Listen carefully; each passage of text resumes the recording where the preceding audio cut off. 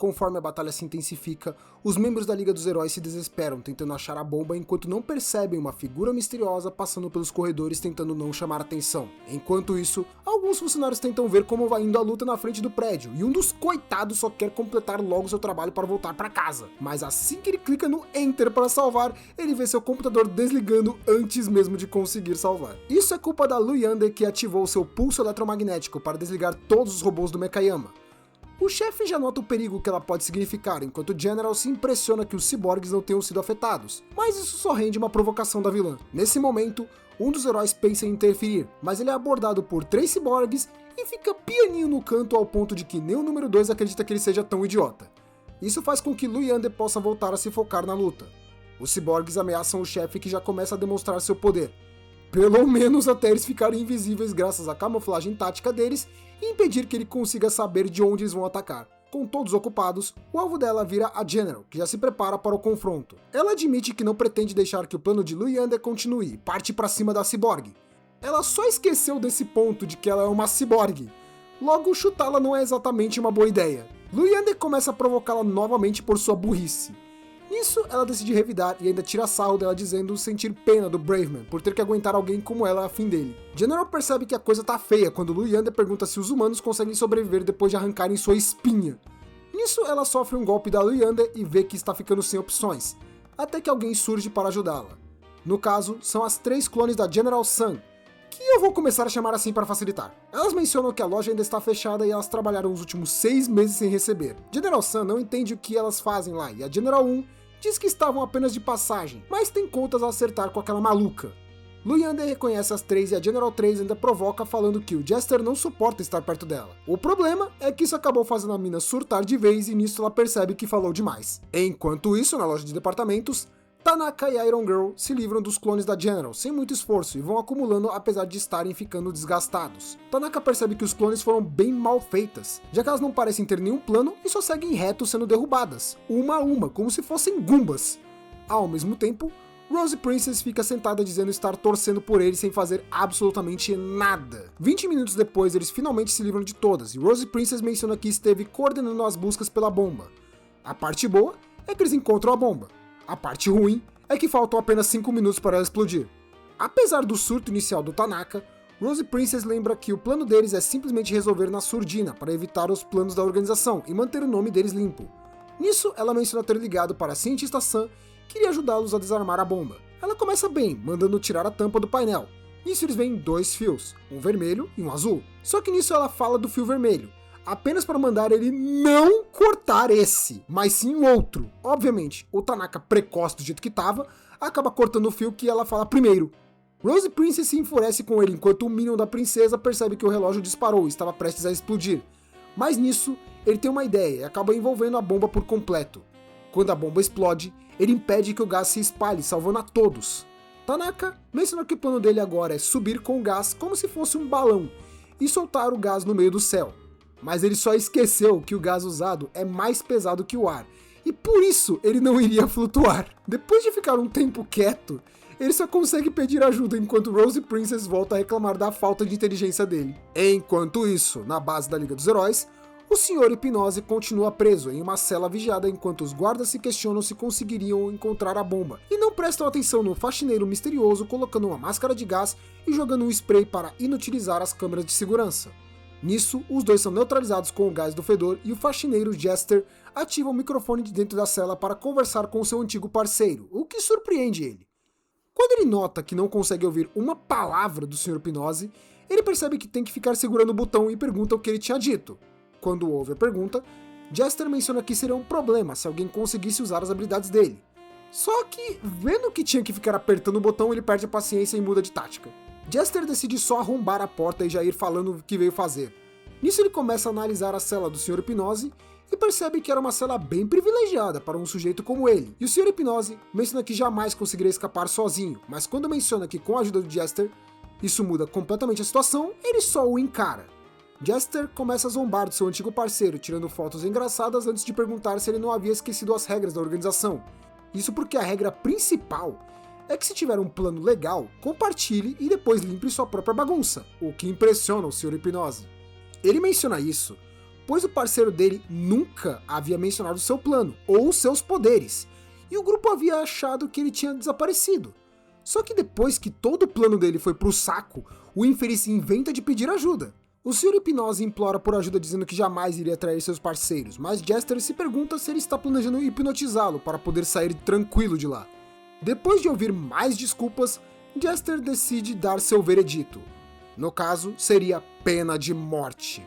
Com isso, ele puxa uma faca e dá um golpe certeiro no rosto do Sr. Hipnose e corta sua venda.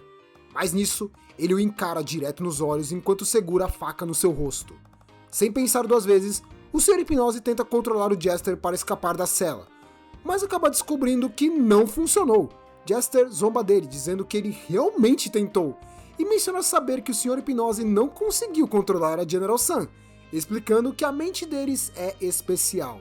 Jester explica que esse é o jogo dele, e que como o Sr. Hipnose tentou roubar o controle dele, isso foi demais. E nisso, ele coloca um pote sobre a cabeça dele.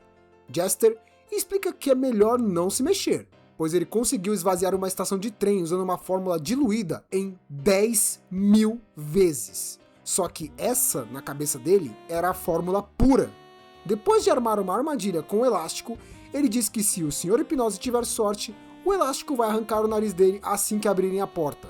Logo depois, os guardas acordam do efeito do gás e notam o prisioneiro com as placas de alienígenas que Jester havia deixado e ficam preocupados. Nesse momento, eles abrem a porta, a solução é derrubada e a missão de Jester foi cumprida. De volta à luta no posto de polícia, Salamander acerta um chute de fogo no Break Kun e nota que os ataques de Caen pareciam ter feito ele se tornar resistente a fogo e precisa recuar. Os seus parceiros da BDS pedem que ela deixe com eles, mas no que a chamam de Salamander, ela ameaça de tacar fogo nas bolas deles. Nisso, o grupo se reúne para atacar todos juntos com as habilidades de água, terra e vento.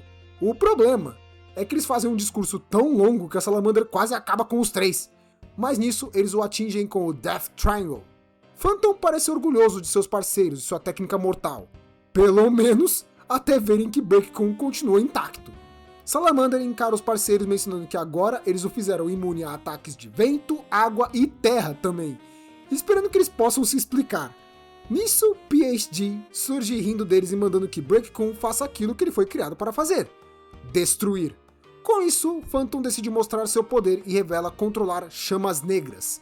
Mas PSG não se preocupa, pois ainda assim são apenas chamas, e Break Kun já ficou imune a ataques de fogo graças a Caen e Salamander.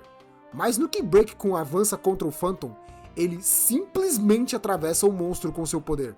O ataque é tão potente que ele acaba com Break Kun, o que impressiona PSG. Agora vem a explicação do poder do Phantom, que seria o Mestre das Chamas Negras, uma habilidade de controlar chamas que destroem tudo o que tocam. Só que não! Porque isso é só da cabeça dele. O poder real dele é o Grande Sonhador, onde ele pode produzir ilusões iguais às das chamas negras, e o seu poder de ilusão aumenta de acordo com a imaginação dele. Mas visto que o Phantom é um Shunibyo sem salvação, isso acabou virando praticamente uma doença incurável. De volta à luta, PSG fica impressionado que Break Kun tenha sido derrotado com um único golpe. Phantom menciona que eles não estavam lá para brincadeira, e nisso ele prepara um ataque direto contra PSG. Só que como ele enrolou demais, o inimigo só explodiu a bomba e saiu voando com a informação do poder do Phantom, que ainda levou um esporro da Salamander por ficar enrolando demais. Enquanto usa, só deu no pé o mais rápido que conseguiu. De volta à batalha da base da liga, Lu Yandere continua a espancar as clones da General, que só conseguem fugir enquanto percebem o perigo que estão correndo lidando com uma Yandere pistola com um corpo indestrutível. As duas pedem para que a General 2, ou também Gorilla, vá lá e resolva essa treta, mas ela não tem coragem de ir encarar a Lu Yandere, fora que já deu um aviso que se chamarem ela assim de novo, o pau vai comer. General 1 reconhece que a força da Gorilla poderia causar algum dano na Lu Yandere, e nisso General Sun tem uma ideia. Nisso ela para de frente com a Lu Yandere e decide perguntar sobre o Jester e se ela gosta tanto assim dele. Lu Yandere apenas menciona que eles estão destinados a ficarem juntos. General Sun menciona que ela não deveria ficar repetindo essas baboseiras românticas, afinal, isso tudo é conversa fiada. Ela menciona que o amor é um jogo em que se você já sabe o resultado, não vale nem a pena jogar. General Sun se empolga mencionando que no amor ela tem que insistir não importa quantas vezes ela perca, pois se ela der o seu melhor, a algum momento ele vai ficar com medo dela. Nisso, ela menciona que Lu Yandere apenas usa a desculpa do destino para esconder a própria incompetência dela. Mas nisso, a Cyborg perde a paciência e decide partir para cima da General Sun com tudo. No que ela explode a General Sun, a gorila arruma uma brecha para acertá-la. Com isso, General 2 acerta um soco com toda a sua força contra Lu Yandere, que sente como se tivesse sido atingida por um gorila de verdade e sai voando como um torpedo até a parede. As clones comemoram a vitória da gorila, mas já levam um sacode por chamarem ela assim de novo. Lu Yandere percebe que foi derrotada, mas ainda não acabou, pois como seu pulso eletromagnético parou de funcionar pelo golpe, os robôs do Mechayama começam a acordar e os ciborgues dela foram derrotados pelo chefe. Lu Yandere solta um sorriso, diz que eles a pegaram dessa vez, mas eles sabem que ela tem algo na manga.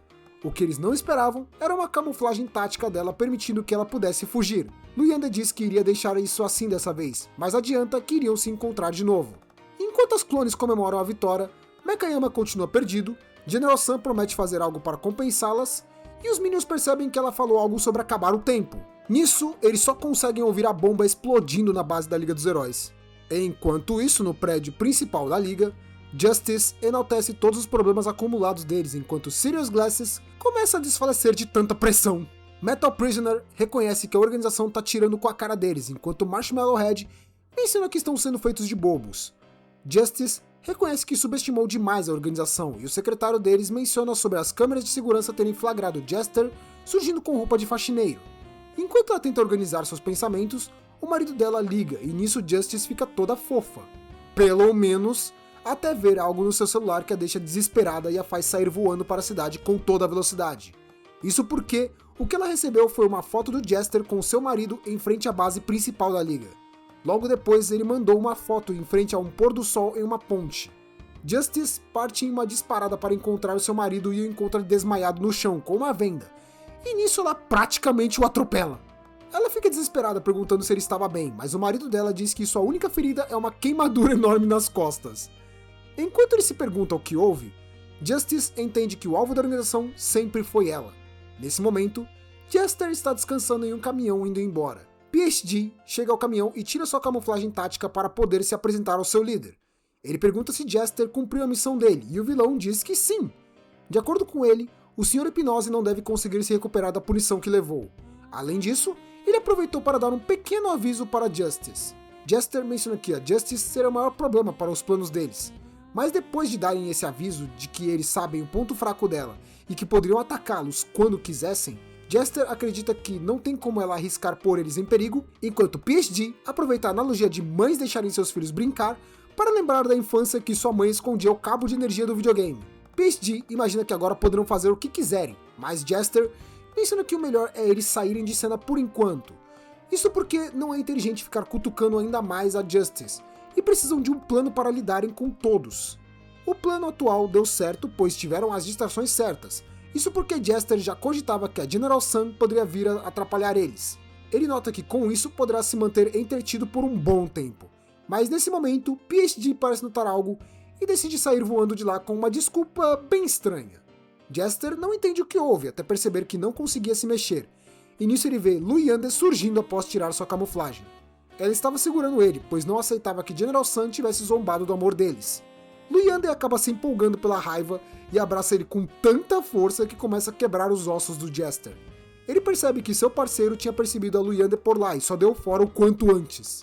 A real é que PSG sabe bem o quanto a Lu Yandere é maluca quando fica com raiva, e por isso ele não iria ser trouxa de arriscar. E com isso, a guerra contra a organização tem um momento de calma após essa batalha perdida. De volta à base da Liga, Braveman chega atrasado e só consegue ver todo mundo desesperado com o cheiro. Mas quando tenta ir ajudá-los, ele sente algo o segurando. Isso porque General Sun estava desesperada chorando enquanto tenta explicar o que houve. Braveman consegue entender uma coisa ou outra, mas no final ela começa a chorar mais ainda e só não consegue dizer uma palavra direito. Braveman diz que ela pode explicar depois, mas ele nota que não se soltou ainda. Isso porque as clones da General estavam segurando ele dessa vez. E aí já foi demais para ele aguentar. Os robôs Mechayama só decidem ir embora enquanto o chefe parece estar pensando em uma forma de conter o gás. Com seus poderes, ele consegue juntar o gás e ir contendo ele em uma pequena bola de fedor, o que impressiona os clones. Com isso, Braveman reconhece que General Sun estava falando a verdade, pois eles não iriam tentar parar o gás se eles tivessem liberado. Mas logo em seguida, O chefe mostra que seu plano meio que não funcionou tão bem, já que ele não estava conseguindo manter o gás preso com seu poder, o que comprova mesmo para o Braveman que não tinha como eles serem os culpados. O chefe tenta se livrar daquilo entregando pro Braveman, mas ele só tenta fugir até que ele é segurado pelas clones e a General Sun, até que de repente, um sujeito sai correndo de dentro de um prédio. Braveman o reconhece sendo o gerente geral, e o número 2 menciona que ele estava vendo a luta de dentro do prédio. Como ele começa a sair gritando e reclamando, o chefe solta o gás na cara dele para ver se ele fica quieto e ainda manda ele agir como um chefe antes de ficar abrindo a boca para falar besteira. Com isso resolvido, o chefe manda eles irem embora enquanto deixa tudo pro Braveman resolver. Só que antes deles irem, Braveman pergunta qual seria o plano da organização, mas o chefe menciona que eles não fazem a menor ideia. Ainda assim, General Sun diz acreditar que o alvo deles fosse a base da Liga, mas não tem como provar isso, pois é só sua intuição. Braveman prefere dar uma moral e decide ir ver só por garantia, e nisso ele fica pensativo, percebendo que mesmo com todo esse esforço da Liga dos Heróis com a polícia, quem salvou o dia foi a Liga dos Vilões. Mesmo assim, ele decide que não irá deixar a organização vencer na próxima. Mas, como ele só tá divagando sem dizer nada, as clones acham que ele só pirou de vez. Antes de partirem, o chefe ainda aproveita para perguntar o que eles iriam fazer com a base que estava toda pega pelo gás, e Braveman já prevê mais problemas de novo.